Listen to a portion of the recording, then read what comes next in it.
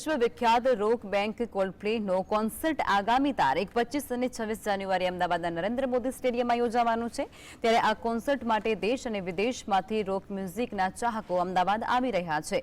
ત્યારે આ કોન્સર્ટે મોટી સંખ્યામાં રાજ્યની બહારથી આવતા લોકોને અમદાવાદ તરફ આકર્ષિત કર્યા છે અને જેના કારણે સ્થાનિક સ્તરે નાના મોટા ધંધા રોજગારને પ્રોત્સાહન મળશે।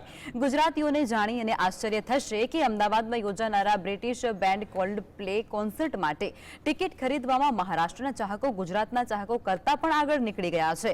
જો આંકડા પર નજર નાખીએ તો 21મી જાન્યુઆરી સુધીમાં મહારાષ્ટ્રમાં કોલ્ડપ્લેની 59,321 ટિકિટો વેચાઈ છે, જ્યારે ગુજરાતમાં 48,521 ટિકિટ વેચાઈ છે। આ દર્શાવે છે કે વિશ્વના સૌથી મોટા ક્રિકેટ સ્ટેડિયમમાં કોન્સર્ટમાં હાજરી આપનારા મોટા ભાગના ચાહકો બહારના રાજ્યના છે। મહારાષ્ટ્રના લોકોએ કાર્યક્રમ માટે ગુજરાતના કોલ્ડપ્લે ચાહકો કરતાં 10,000થી પણ વધુ ટિકિટ ખરીદી છે। કોલ્ડપ્લે કોન્સર્ટને લઈ અને અમદાવાદ શહેર અને તેની આસપાસની હોટલો સંપૂર્ણ રીતે બુક થઈ ચૂકી છે। સ્થાનિક વિક્રેતાઓ પણ પ્રવાસીઓની સંખ્યામાં વધારો થવાની અપેક્ષા રાખી રહ્યા છે।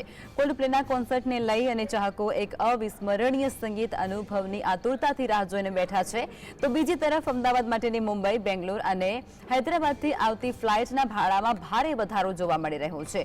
મુંબઈથી અમદાવાદનું સામાન્ય વન વે વિમાન ભાડું સામાન્ય રીતે 2800ની આસપાસ હોય છે, પરંતુ 25 જાન્યુઆરીએ કોલ્ડપ્લે કોન્સર્ટને કારણે તે વધી અને 10,800થી પણ વધી અને 22,000 રૂપિયા થઈ ચૂક્યું છે। બેંગલુરુથી અમદાવાદનું હવાઈ ભાડું વધી અને 26,000ને પાર પહોંચી ગયું છે, જ્યારે દિલ્હીથી અમદાવાદનું મહત્તમ હવાઈ ભાડું 26,000 કરતાં પણ વધુ થઈ ચૂક્યું છે। આ તરફ પુણેથી અમદાવાદનું મહત્તમ હવાઈ ભાડું 18,000 કરતાં પણ વધુ થઈ ચૂક્યું છે।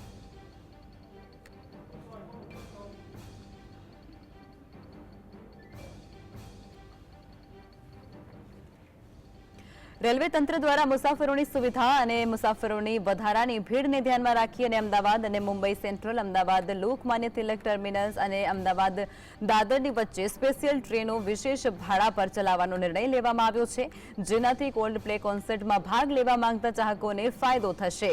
અમદાવાદ માટે ટ્રેનની ટિકિટની પણ ખૂબ માંગ છે, ત્યારે 26 જાન્યુઆરીએ Vande Bharat train, Shatabdi express, Tejas express, Karnavati express અને ડબલ ડેકર ટ્રેનમાં વેઇટિંગ લિસ્ટ જોવા મળી રહ્યું છે।